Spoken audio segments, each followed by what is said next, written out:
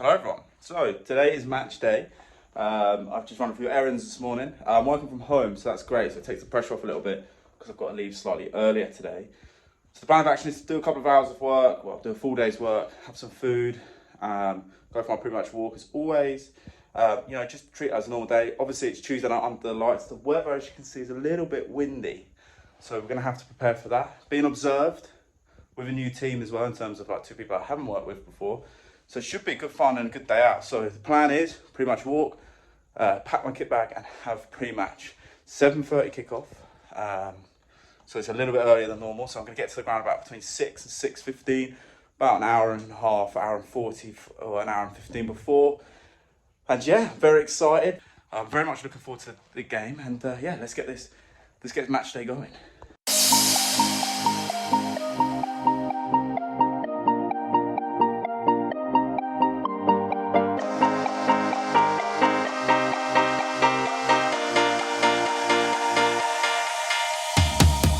Sun is setting, girl, this time I'm betting you come alive and whisper in my ear. It's getting colder and I'm getting bolder. You be the heat and be afraid what I feel. Can you feel it, girl? I'm gonna steal it. You got us down, it's like we're in a trance. Drop is coming, think this time I'm coming. Let's get on the phone. So I'm just after having my pre-match meal, which was spaghetti carbonara, cooked by my little brother, which is great. He is a chef, so that makes meals very good. Obviously, we want a heavy carb meal today. It's going to be a heavy rain. The pitch is going to be heavy, I think. So, more energy, as much I can, will be great. It's about 3 hours before kickoff as well, so that should mean that it's settled and not make me feel bloated. I'm about to pack my kit bag. It's all here. So the main things that I'm packing, obviously, match kit, speaker to keep everyone motivated, sweets to keep everyone happy, and I do have now a massage gun as well, which I'm going to try for the first time today, see how that goes. I bought it from, would you believe it, Pulsio, the same as my robot legs. So I've got all of those things ready and raring to go. Just trying to be a little bit more like protective of my legs. They are our tools. We have to be alert at all times. So yeah, I'm going to pack this stuff up and give it a go. So if there's anything you think I'm missing in my kit bag, or you want me to try and put in, or some recommendations, let us know in the comments. What I have done, because I know that the ground is very bad for signal, is I've already set up my REFSIX game in terms of like East Grinstead versus Broadbridge Heath. It's all in the app ready to go. So should there be a lack of signal, I know it's going to be on my watch loaded anyway. So we're all ready to go in terms of that. Let's pack up and get ready to pick up my assistant.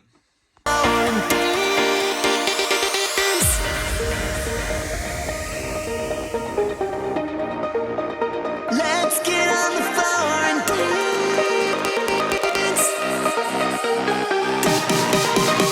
Do the water dance.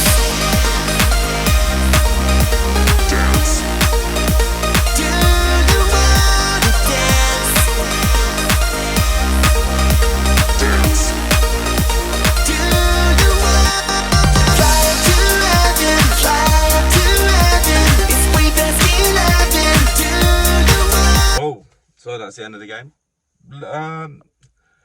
It's a tough game. It's a game of up and downs. The weather played a big factor in that. It's tough because there's a lot of pushes and pulls, and maybe my decision making could have been a little bit better today, if I'm going to be honest with myself. There's a lot of pushes and pulls, and there's a lot of people complaining about everything. So, is it best to do nothing, or is it best to do everything? Like, what is the best for the game? And, players get frustrated at you get frustrated at players. And, it's just one of those games that is really gritty, and you've got to get your chest out. I got observed as well. 2 KMDs, we'll see if they're correct. KMD being a key match decision or a key match incident. So, whether that be a penalty or a free kick that led to a goal, or, no red card or a red card, they're the sort of key match decisions that we're looking at.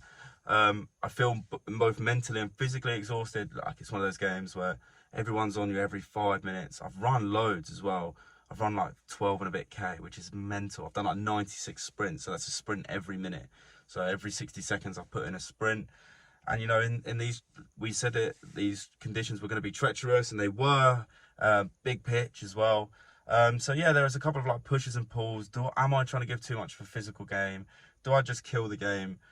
But then again, if you kill the game, players get upset and players get frustrated for you trying to kill the game and not letting the game flow. So you get stuck in this catch-22, which is where I am at the moment. It leaves you a little bit deflated. The observer said that we did a decent job, and we got what we did what we needed to do. All the cautions were correct. We had 7 of them, and it's just tough. Like, you come off these games, and we've refereed well. We've had a couple of good games where we've really enjoyed it, and it's just hard to come off that last one of, you couldn't read play. It's just a bit of a tough game, to be honest. The highs and the lows of refereeing. You're not going to please everyone, and I'm always going to improve. We're going to review the footage as always and see where I can improve. I was a bit narrow, got in the way a little bit, I think. So that's still something I've got to work on. So we need to really go back to the drawing board there. So if anyone's got any tips and tricks when it comes into the analysis, let me know. But, we're going to let this sit for a couple of days, and we're going to go back to the office. We're going to debrief this properly. I'm away for 2 weeks now, so that'd be quite a nice reset to reset myself, go again, and, get back in the gym. Well, I've been in the gym the whole time, but, reset, go again, and then, big push into the end of September and early October, really. So deflating, but, we kick on, we move. It's not, the football's not going to be perfect all the time. So, yeah, in we go. Hello there. So, East Grinstead, Tuesday night, under the lights. What a game. Busy game. It was quite difficult to manage, as we said, tough day out that, but felt good. Not got the assessor's report back, so, I'm just going to deal with everything that I've got in front of me. As you can see from my statistics, 12.93k. That's big. Probably, if you're my honest opinion, showing off a little bit, which is what it is. I want to show that I'm fit and capable, but it does kind of track with what we've been saying all season, which is John runs really far in the first half and then gives up in the second. Not gives up, but so 12.93k, loads of sprints. So busy game. There was a lot to do. It was end to end. The weather was biblical. Oh my God. I've never been so wet. First half was fine. Came out the second half, and it was like the heavens had opened. It was tough. It was a tough day out. But there's always learnings that we can do. So we're going to open up the video replay tool on REFSIX, which if you haven't downloaded yet, please hit the link in our description to either download it and try it for free, or if you have it for free and want to try the video replay tool, there's a code downstairs that will allow you to get 20% off. So take advantage of that while you can. So yeah, let's get straight into it. Access the video replay tool. You go onto the game that you want if you've got the full footage, because we were sent it. So we go to the replay tool and then we select the video file. So for me, it's this one. We talk about being ready to start the game, and here is exactly what I've done. We've brought it up in the vlogs before, which is about looking to anticipate play, our football intelligence. So here we can see that I'm in the attacking half, because that's where it's going to go. Now, if you look carefully, if we open this up, you can see 1, 2, 3 players down here and 1 player here. So if we're using our football intelligence, what does that say? That says that the ball is 90% likely to be passed back and then shot down the right channel. So should we see what happens? And that's exactly what happened. And I don't have to exert that much energy. Well done, John. I don't have to exert that much energy. I'm in the right position for the drop zone already. Admittedly, my assistant's there as well, so we've both got a clear view on what's going to happen. I'm there. And then that's good movement for me to get out of the situation. We've spoken about it at Rains Park, getting a bit tight in there. So we've moved out, but we're still keeping an eye on the drop zone. And then again, always on our toes, always moving. And that's probably where I get a lot of my distance from. There's lots of short, sharp, dynamic movements, always on my toes. And we're into the flow of the game quite quickly, having to put in a big sprint early doors. And then I don't want to get too close to play there because that's an action zone.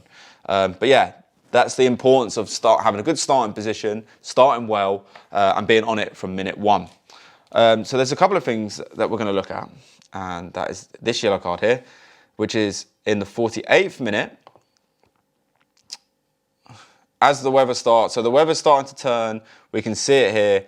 I'm having to work hard. you can see it's actually that bad that the VO footage doesn't like this half, so we're only going to deal with stuff that the wind wasn't blowing. So there's a little challenge that goes on here. I couldn't tell you what happens there. And then this is where we are. We're in a good position here to see the free kick. So it's just, in my opinion, a late free kick. It's a little bit reckless. We're going to slow things down. We're going to caution him. You know, again, this whole, you can meet a player halfway, deal with it in a nice, calm manner.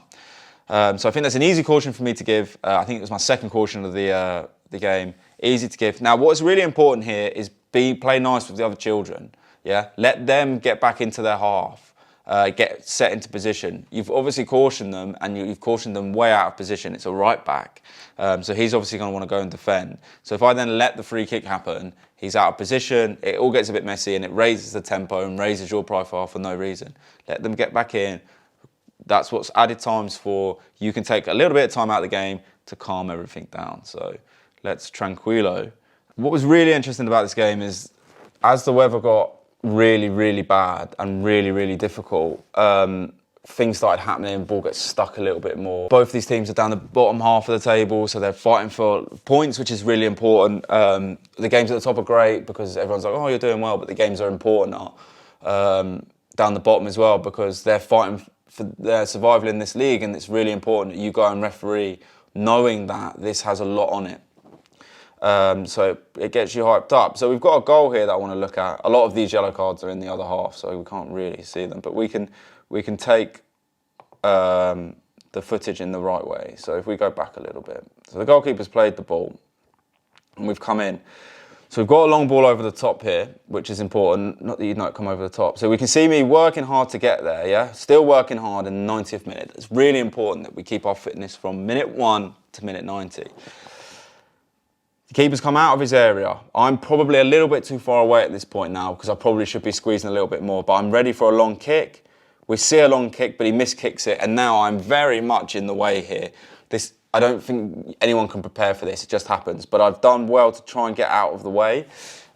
My problem is at the moment is that when I see a decision being made, I kind of stop, assess the situation, and then move. I need to get better at moving and making decisions on the go. So that's for me to work on, to be honest. So if anyone's got any tips and tricks about that, because I feel like I just stand, make a decision, and then move, and then that puts me out, especially if the game moves quickly, it puts me out of sorts. I'm now behind on the second phase, and that's a bit annoying. Also, at this point, I've kind of ducked, so I can't really see what's going on behind me. So that makes not life difficult, but I'm relying very much on my two very competent assistants, by the way, very good assistants, to bail me out. And he's obviously lobbed it. It's gone over a defender and straight in. But I'd love to know what your thoughts are about that, you know, standing still and being in the wrong place at the wrong time. Could I have done anything about that? I don't know. Maybe.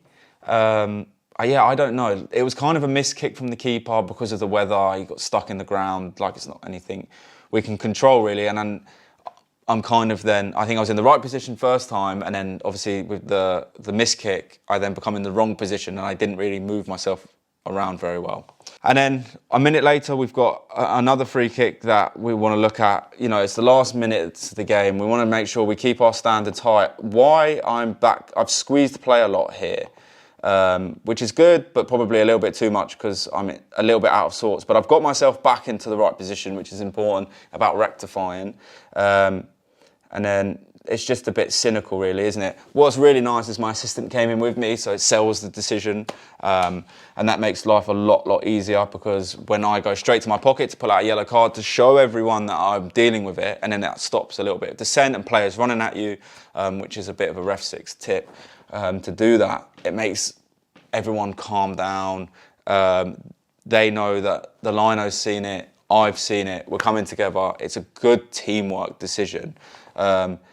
He knows it's coming as well. He's very accepting of it, as you can see.